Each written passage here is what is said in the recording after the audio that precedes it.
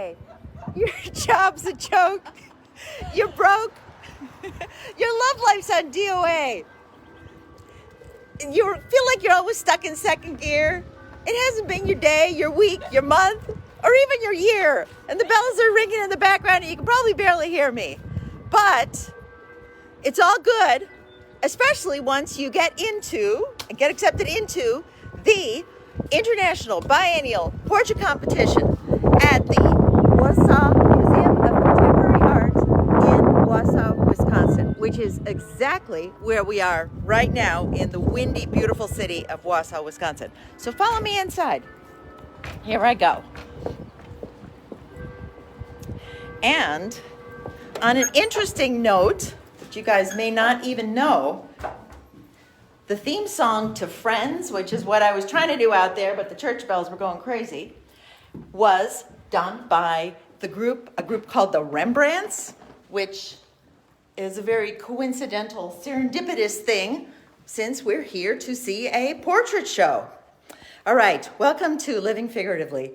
This is the show that asks the question, why not fill your home with the fascinating faces and figures of people that you don't even know? Why not fill your home with figurative art?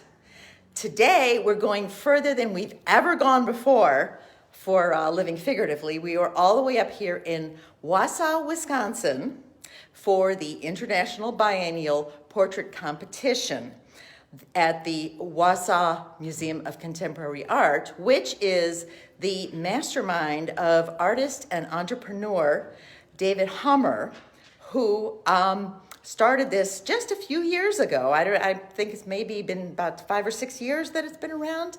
And it is a one-of-a-kind museum because it is a museum of contemporary art that focuses on figurative realism.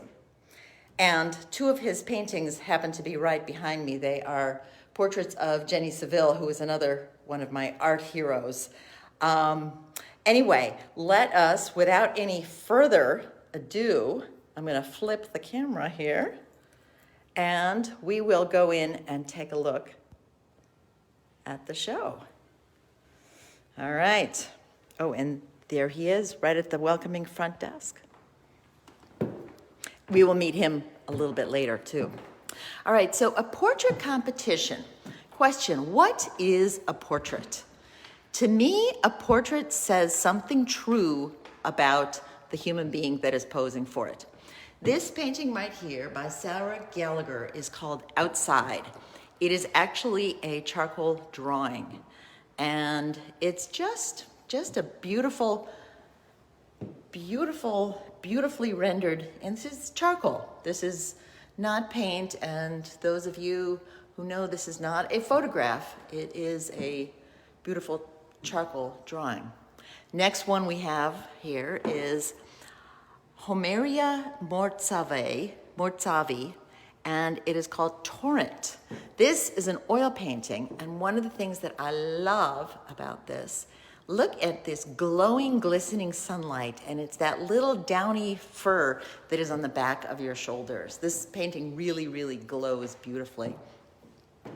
Next one up, here, I'm going to show you first the full view of this beautiful monolithic piece. And then we will zoom in on some details, and I will try to get the pronunciation. Stephen Morrell from Colorado. This, I love how he has defined this gentleman's body, which the body says just as much as the face. So, like, for those of you who think portraits are, neck and shoulders, holding trophies, standing in front of libraries, portraits, for me, don't stop at the neck. They go all the way down, like hands. Beautifully expressive hands are all part of the way a portrait goes. A beautiful body. And if the glare and my height can show you his face, I will be a good camera person here. Next one up, we have Patricia Shapler's painting, Bird of Paradise. And I spoke with Patricia a little bit earlier, and she she said that this painting is a painting of her daughter, where she loved she said the creature-like feel of her daughter with her beautiful long legs and long arms plunking down with in this natural environment with the bird of paradise. And she thinks of the bird of paradise as symbolizing heaven and earth. But she's got this beautiful sunny glow, and I can totally see the plunking down and radiating warmth that she talked about. Okay, here we go. There's a little bit of Wausau, because there's a beautiful window. And now, this one is a monolithic portrait by Pavel Upovar from Florida. And I'm going to zoom out because this one is probably about 5 feet by 5 feet. And it is a stunner. Just as a caveat, everything in this show is a stunner. This is really a beautiful, beautiful, beautiful show. There's a piano. I don't know if there's going to be a piano player at the opening, which happens in an hour. And then we have this gorgeous piece. This is a charcoal drawing as well by David Jameson from Illinois. It is called DeLawn is his name. And just the way the skin texture and the solidity and the way that the face comes all the way out, and how everything on a face, there is such a thing as perspective. And sometimes some people render things too evenly. I've been guilty of that myself across the face. That portrait does a beautiful job of building the form. Now, here's a painter who I have seen online for years, been Facebook friends with her for years, Irina Gordienko. I have never seen one of hers in person, and I am stunned. This is gorgeous.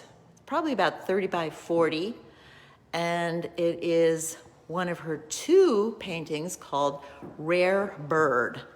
The way that they have hung the show, the way David Hummer has hung the show, he's got this entryway where her other painting is over here on the other side. They make just a nice, beautiful set together with the bright green background.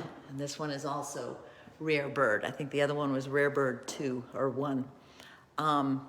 But like, look, she's got the green eyes. I mean, that's paint, and it's gigantic. It's pretty darn big. It's a way larger than life size. And there's the beautifully painted bird. These are beautiful, stunning paintings. Then over here, I don't want to miss out on this little gem in the corner, Elena Degenhardt's Breaking Point. Now, portraits, some are highly realistic and some are not realistic, but they have a mood to them. They have a feeling to them. They have a sort of some parts of it are distinct and other parts of it are not distinct. And this one, Breaking Point, that's a powerful, pithy kind of a concept. Now, between Irina's 2 pieces, she actually has 3 pieces in the show. Here is this amazing little single, very small painting that commands this whole wall. And it really does command the whole wall. This one, it's a monochrome painting. I can see what you can see with this beautiful little old soul of a child. So that is a beauty also. So we're going to go around into the next room. Right here, we have John Kessling's Van Hunt. And here again, all portraits do not have to be realistic portraits. This one has a lot of personality and soul, and I can feel this person. I can feel this person's presence without seeing every single detail painted to a high render. Beautiful. Now over here, we have Julianne Jonker, who has painted this. This is an encaustic and oil paint work called Alyssa Healer 2.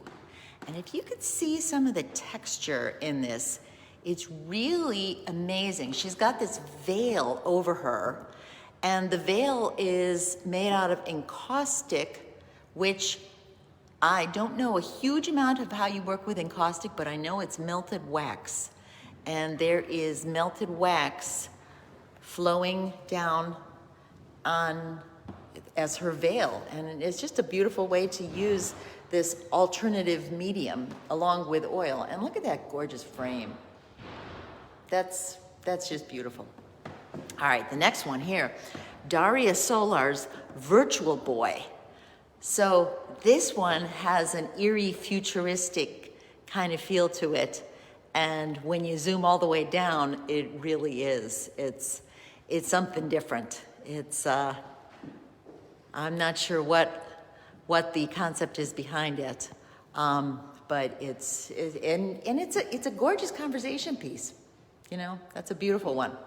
All right, next up over here, we have Michael Berg, who did a egg tempera, and this is called Throwback. And I'm assuming he's referring to the fact that this looks like it was painted in the 1400s, with between the cherubs and the beautiful red curled hair.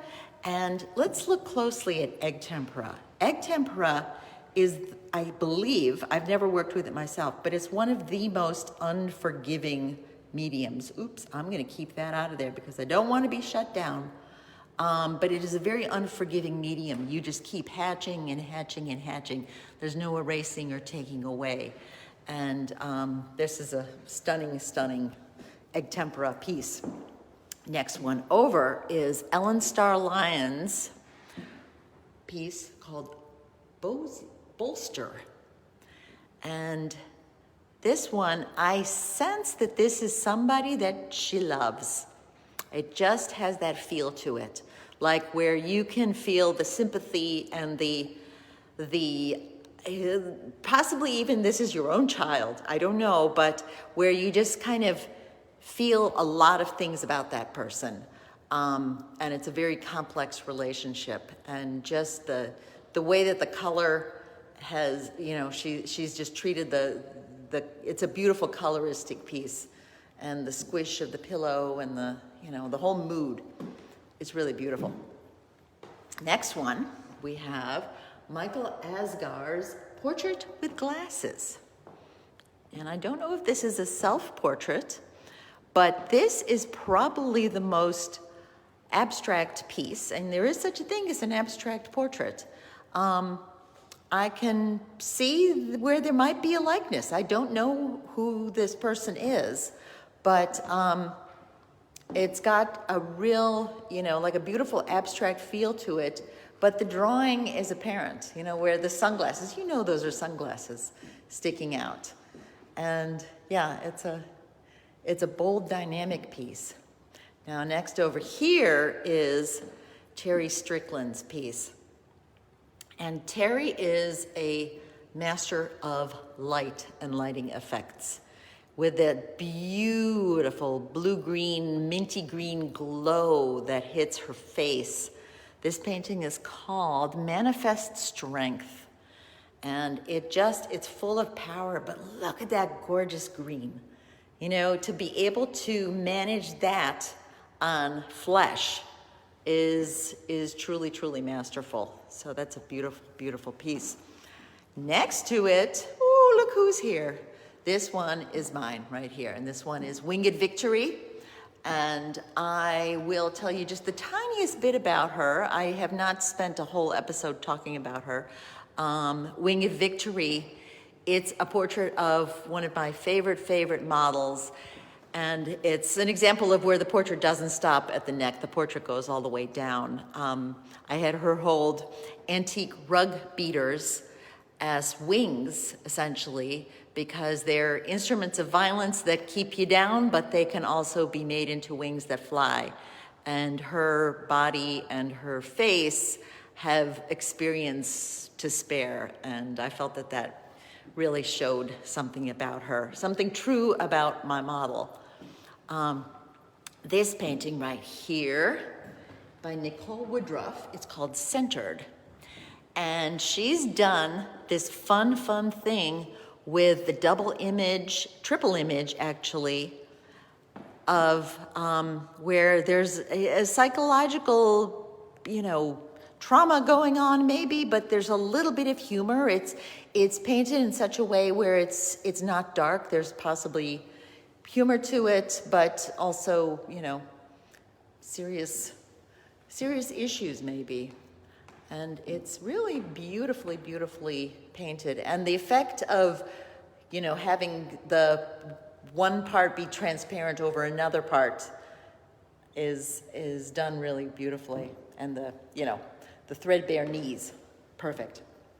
This one right here, we have Sean Sullivan's Flight Plan. And this one has a little bit of a humor to it, but there might be more of an ironic statement to it. He's got toys, but he looks pretty darn serious himself. Next over is, here's another one that is not a photograph. It's called Essential by Chelsea Murphy. And it is a beautifully done charcoal drawing, charcoal on paper, of a essential worker. And let's keep going. Here we go. We've got Calvin Lay's work it's called Focus. And let's pull out from this one. This one, it's unusual, and I'm stepping back on some of these beautiful benches made by Bo and Carol Liseski. I might be pronouncing their names wrong.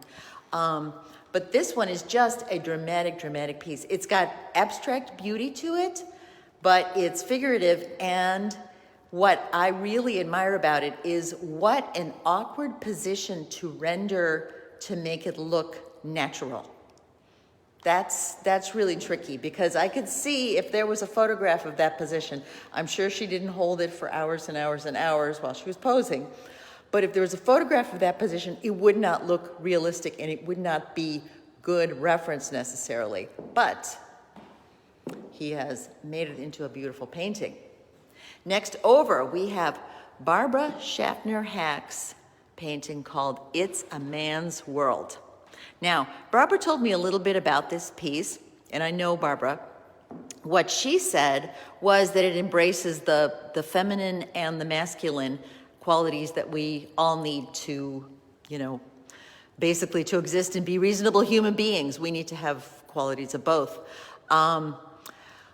What I saw was a portrait with an amazing likeness, even though there's no head. This looks like Barbara to me.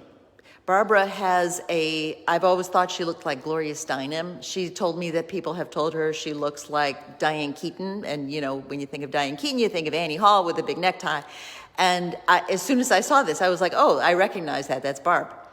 And so it's a beautiful portrait with a beautiful likeness and great message for us all.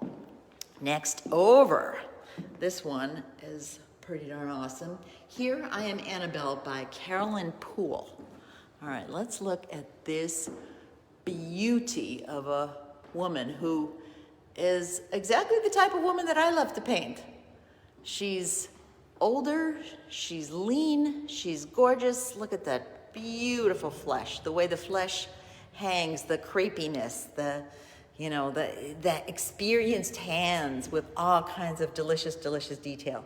And that knee, I mean, come on, gorgeous knee. The other one's beautiful too. And yeah, this whole painting, it's sportsy, it's fun, and it's supremely human.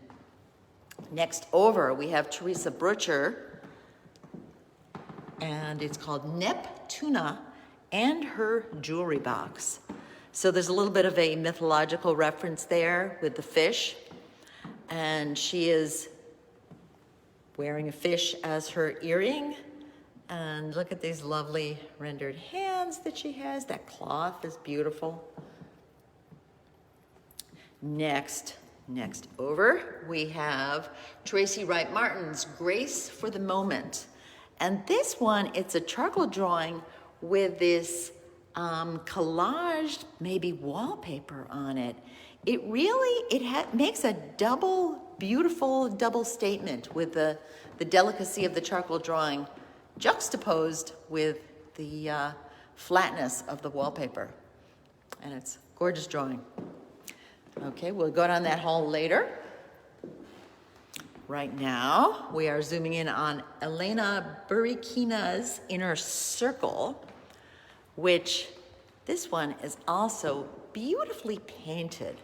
Like the way the mouth is there and the coolness on the side there. That doesn't have to be there, but it just makes it sing. And the way that the hand rests so carefully. It's really a beautiful work. Next up, we have Linda Harris Reynolds painting 2020. And this one, I think we can all relate a little bit. And we just so happen to have Linda here to tell, here, come a little bit closer. There you go. Okay, beautiful. To tell us about this beautiful painting for our times. Here we go. So what prompted this painting? Well, it's a portrait of my husband, basically, but he represents all of us, as every man. Right. I had taken the picture actually several years ago, but this was the year that inspired me to paint it, 2020, because it seemed to exemplify the chaos and helplessness that we all felt this year going through the global pandemic. Exactly, yeah. So I've tried to incorporate sort of a quirky composition where everything is a little off kilter, and of course my husband's hand is right over his face, making him look very distressed. And, even the little balustrades of the stairway over his head seem to kind of go right into his head. Oh, that's a beautiful detail. You know, like using the background like that to squish down on it. Now, one of the things I loved about this painting was the leather, how you did the leather, the squish of the leather and the heaviness, you know, his heaviness sitting on it. That's great. Do you still have this leather chair? Did you? It was our chair. Actually, we don't currently have it. But out with 2020. I was just really anxious to paint it, and ironically, I sort of was thinking that some of these wrinkles in the fabric and the way the arm sort of twirls around just sort of added to some of the suggested motion of the picture. The chaos, yeah. I think I just liked painting the leather. Yeah, I think it's beautiful. Thank you. And it's gigantic. It's like a big, it makes a very, very, very big statement for our times and for everything. So thank you for coming. And thank you for doing the umbrellas outside too. I don't know if everybody recognizes Linda from the umbrella scenes. All right, now we have Alla Barachuk from California, I See You. And I am assuming this is a self-portrait, but maybe not. This one, it's really lovely. There's figurative art in the background. This is another person that collects or paints a lot of figurative art. And I love how it is incorporated into the composition. Next one, we have Hilary Swingle's Dyspnea. So earlier, when I came by to scope out the show, I looked up what dyspnea was, because I only just saw the show today, so I didn't have a long time to write scripts about it. So a lot of this is off the cuff. But dyspnea is the feeling that you're always suffocating. It's it's a disorder, and I don't know if that's something that the person in the painting is suffering from, but it's a beautifully done painting, and there's a lot of soul to her. So it's gorgeous. Next one over, we have Denise Fulton's Ambition. And this one has a bit of a sadness to it, the ambition, but you're trying to be the best, trying to be queen, and but with the sort of frustration that goes along with it. And there's a lot of writing in the background, which I'm not sure. There's a lot of interpretations to that, but yeah, this is a beautiful piece. Next one over, we have Marcus Callum from Australia, The Green Man. And he doesn't look green in my picture right now, but let me get out of, there we go. Maybe now he looks more green. My reflections on it. This is painted on aluminum, and it is a stunning single statement of a head right in the middle there. And it's beautifully rendered, nothing wasted, nothing unnecessary on this one. Oil on aluminum. It's really a stunning piece. All right, let's take a look. Oh, wait, oops, almost forgot this beautiful sculpture. I believe this is the only three-dimensional piece in the show, but gosh, look how beautiful she is. By Louise Spiecki-Weir, Claudia with a Scarf. Look at that beautiful piece. And look at how beautifully it is displayed. The furniture in this museum and the lighting fixtures are second to none. Even if you hate art, you should come here just to see the furniture. Like this major table, this is the table where the food would be if this was an opening reception that wasn't during COVID. Look at these piano legs. Remember these piano legs because I have piano legs much like them installed in my dining room. I don't know if I've showed them to you. Maybe I did during my dining room episode. And like these gorgeous benches. I mean, those are art benches. And those are art benches where your kids don't want to lie down. Like they have to look at the art. So that's good for that. And the little sitting area right here. Beautiful little table. All right, let's go on to the next room. And we're going to kick off this room right here with Deborah Lott's Kentucky Breaking Point. All right, this one is beautiful glow again there. The purple defining the flesh really is quite lovely. And then there's the broken string, which symbolic. It's a nice way to show that symbolism. Then over here, we've got Stephen Hughes's Epoch with this reflected yellow glow, which it's an amazing effect, especially because it's yellow. Yellow is a tough color to work with, I think. And so that's a gorgeous piece. Next one over, we have Mildor Chevalier from New York, Between Memories and Dreams. Now this one I think is probably the most abstract portrait in the show, but there is this human element in here that you can zoom in on and find, and it's quite striking. Like there's a lot of expression in that. And that's when you discover these beautiful bright blue, teal blue sky that you can see through what seems to be more destruction. So, the glowing past, things like that. Next one over, we have Jenny Abraham's Woman with a Red Scarf. And this one is also very monolithic. Well, not monolithic, but it is larger than life size. And some beautiful texture on those lips. Gorgeous color on that cheek. Next one over, we've got Joshua Newth's Unreason. Now, I can think of My interpretation of this is the whole feed bag thing, and there's the Chick-fil-A on it, which I don't personally go to Chick-fil-A because of their anti-LGBT views.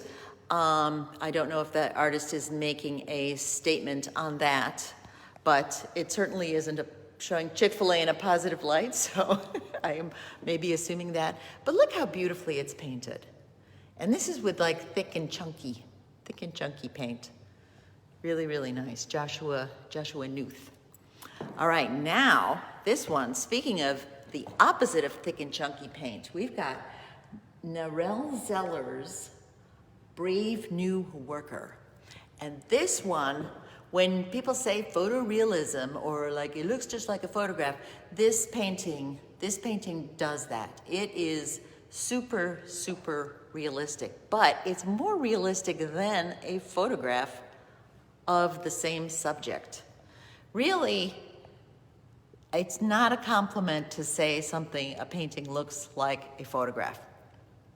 People think it's a compliment because, it's sort of a knee-jerk reaction, but really, this, even though it looks super, super realistic, it looks like a beautifully painted painting. I mean, like they worked on those little stitches and the puckers and the fabric there. And then of course, we've got the little dog and the folds and the dog repeated over and over and over again. So that's a stunning, stunning, stunning painting. Next one over, we have Ding Tan from Shanghai, China, has painted a painting called Look Up. Now this one, to me, is it's ballsy. It is not framed, and the edges are not all, gorgeous wraparound edges that are intentionally meant to be like that. But I feel like the painting is good enough where it looks phenomenal there. It actually looks like a find that you might have found in a thrift store, and I'm all about finding something amazing in a thrift store. And it's a beautiful painting. So I will forgive the edge. In fact, I will compliment him for the ballsiness of keeping the edge that way. Next one over is Anastasia Fender from Texas, Tommy with an Eye. And this painting, it's very powerful and very large. And we have a very specific person here. This is your classic portrait of somebody where you're saying something true about that person. And this is Tommy, and he spells it with an I. And there's a lot of symbolism in here, I'm sure. There's the hummingbird, there's the drips. Beautiful work. Next one over. We have Elaine Sahar from Pennsylvania, The Mystic. And this is stunning, and it's a difficult thing to pull off with those shadows from her the fringe coming up from under her hood. It's really a tough thing to pull off, and Elaine has done a beautiful, beautiful job of it. Next one over, William Lazos. This one is called L. And now this one has a definite realism to it. It's also very, very smooth. Like there's no texture in this. It's oil on canvas, and they've got the photorealistic elements going where it's fuzzy in the background and crisp and clear up closer. So they have definitely taken advantage of the gifts that photography gives you. And then you've got this crunchy, chunky, shiny part. She's got body paint on, which body paint creates its own light and texture. Yeah, it's a gorgeous, gorgeous piece. Now we're going to come to Ricky Mujica's The American Man. This is a beautiful charcoal drawing. It has this old master feel to it. It has this old master confidence to it. Like where you didn't have to render it all to prove to everybody how good you were. You just rendered the right things, the right amount, and made that gorgeous, gorgeous three-dimensional face. And this one's got mood and soul, and I feel like I know this person already. It's a gorgeous piece. Next, we have Lali Garcia Almeida from Peru. This is really an international show. It's called Violet Fire. And this is beautifully, beautifully rendered. Like, look at the eyebrows there. This is very over life size, that little ring. And the lip color, it's just right. That's a tough color to get and to get right.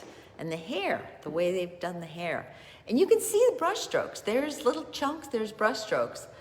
But the overall effect is this super, super realistic piece that does not look like brush strokes, which, you know, is an amazing feat. Elizabeth Barden, this piece came all the way from Australia. So people are still shipping internationally across the ocean. Be Still, Catherine Longhurst. This is a portrait of the painter, Catherine Longhurst. And it's piercing and says something very true about the painter. I've never met Catherine Longhurst, but I've seen her work, and I can totally see the piercing look that she has creating her work. Next one over, we have Nicole Duvay's Jody. And this one has this human quality too. This is somebody you know. This is somebody that you've talked to. This is somebody that maybe has waited on you at Starbucks, or maybe it's somebody you've met at an art show. Maybe it's the artist at the art show, the t-shirt. It's definitely got that definite human quality here. And then we've got this sweet little one right here by Kimberly Dow. It's called Innocence. Butterflies, beautiful sky, small child.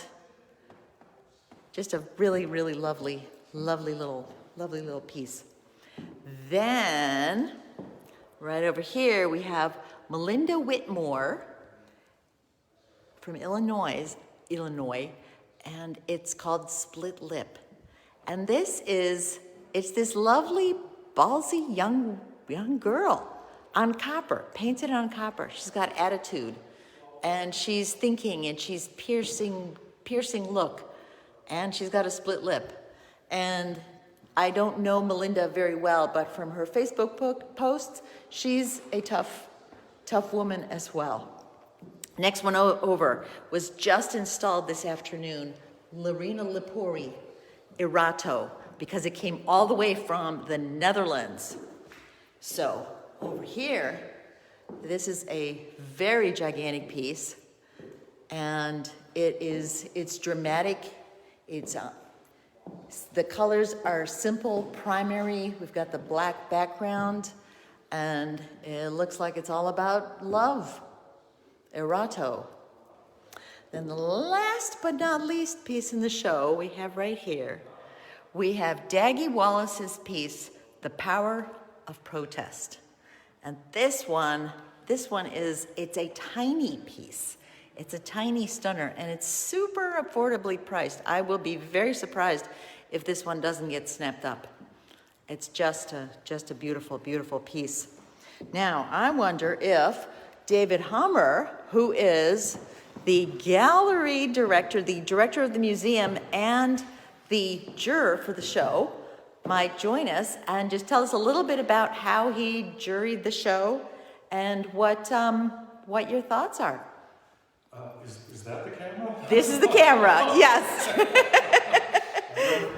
There's the camera. I can give you a close-up. Okay. I can't zoom, so I have to get closer and closer. So anyway, thanks for joining Judy in her show, Living Figuratively. This is an incredible show. It seems every one of our exhibitions just keeps raising the bar. I have been guest curator. This is the first time I'm a juror in this museum in the 4 years that we're open. October, we're moving into our 5th year. Wow, okay. So we've had a lot of shows, and we've had some incredible painters here, sculptors, and this, again, just for me, solidifies or confirms the necessity for this museum in the United States and worldwide. I wish there was one in every state. Yeah, and so, this is a really difficult thing to do. I've been cursed by past jurors. And now I know why, Oh, juring a show is a difficult thing to do. Yes, yeah. Sorry about that. Well, you know what? The other thing you did was also difficult, which is, opening this museum in the first place. Yeah. So yeah. that. This ranks right up there. There were about, let me think, maybe, I don't know, 500 works that came in.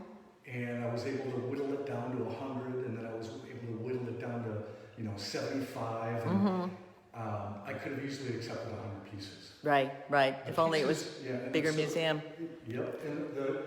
And this is about as tight as I like to hang a show. I don't like salon looks. I like to give breathing space. It's beautifully put together. Thank you. Yeah, some of your choices I think are amazing, even though they're a little bit ballsy. Putting that tiny one by Irina Gordenko on that giant wall all by herself. But that carries the space. I think it does. I'm glad you think so. Yeah. That's always a trick too, to hang these shows. We usually have about 1 week in between exhibitions. And luckily I've got great friends that, Owen Karalisevich, that help out whenever is necessary. And they're the ones that made a lot of the furniture. Yeah, they designed and made That's, benches. yeah. And, they helped me open this place. They're the best friends a guy can have. So with this show, it's exciting. It's exciting to see that we have reached, every corner of the world now. I was amazed because I was purposely reading all the labels, how many different countries, have submitted. Yeah, it's nice. And so this is the best of the best that that had submitted their work. Do you model this show after some of the Holy Grail portrait shows like the BP in London and the Outwin Bushever? Those are the 2 shows that I want this museum, and I know it will at some point, grow into some very big shoes to fill, to be part of a trio, which would be the Outwin and there's not that many of them. No, there really aren't enough portrait shows. And the Nationals every year, and that's open to all artists internationally. But the BP, and then the Outwin with the Smithsonian is every 3 years. That's only every 3 years, and it's photography and installation. It's a broader scope. Right, and so to position ourselves as a biennial every 2 years, right? I felt that as we grow and our tentacles spread even further, that we can actually reach that level of acclaim. And right now I know that there are plenty of people out there, plenty of very accomplished artists that want to be shown in this museum. And that's exciting to me. Yeah. So It's one of a kind. yeah, it's this thing has its own life. I'm really proud of everybody involved and all the artists that take the chance to be here, and the volunteers, my wife, and everybody that submitted for this show, and especially the people hanging on these walls. It's humbling as a working painter. I'm trying to decide who wins the best of show, and a show like this is mind-boggling. At one point I was talking with you earlier, I just feel like putting 30 hats in a name. Take the two that are here and just let fate have its way. Well, that's what everybody says, you know, oh, it's a crapshoot, which I think that's wrong. I think that's a wrong attitude, because if a show is prestigious enough that you want to submit to it, you have to believe that the judges belabor and pour over it for like, you know, as long as they possibly have. I remember when Frank Bernarducci was here from New York, and he juried, I think it was the third Annual National Jury Association. Yep. And he cursed me. He got on the phone with cohorts in New York because it was so difficult, the judging process. Yeah, yeah. I have made my selections, and I will stand by them. And you have to, and you're here at the opening. Many jurors do not show up to the opening because they don't want to hear it. You know. You know, if any artist would actually like to reach out and find out maybe why they didn't receive an award, or why they weren't, you know, at least put on an honorable mention list. I'd be more than happy to talk with them. That is super generous of you. It may not. You're going to get a lot of takers. And it may not, you know, it's one of those things that you may not ever get a satisfactory answer to the question why. Right. You know, and who am I? So I mean, there's always that it's all subjective thing. But I feel like if somebody respects and honors you as a juror, then they submit to the show. Right. You know, so that's to your credit that there were so many submissions, and what a beautiful show that you have put together. So thank you. Thank you. This is awesome. Thanks. All right. And I'm going to flip around now because it's time for us to finish up tonight. Thank you so much for joining me for Living Figuratively, the show that asks the question, why not fill your home with fascinating faces and figures of people that you don't even know? A portrait competition is exactly the place where you want to find all those wonderful, fascinating people. So next week, join me next week, because we will be going further than we've ever gone before. Next week, we are not just going out of state, we're going to the moon. Not lost in space, we're going to the moon, Alice, to the moon. Nope, not that Alice. Different Alice. So, next week, same bat time, same bat channel, 6 p.m. Eastern Standard Time, May 6th. Y'all come back now, you hear, because I'm your friend and I'll be here for you.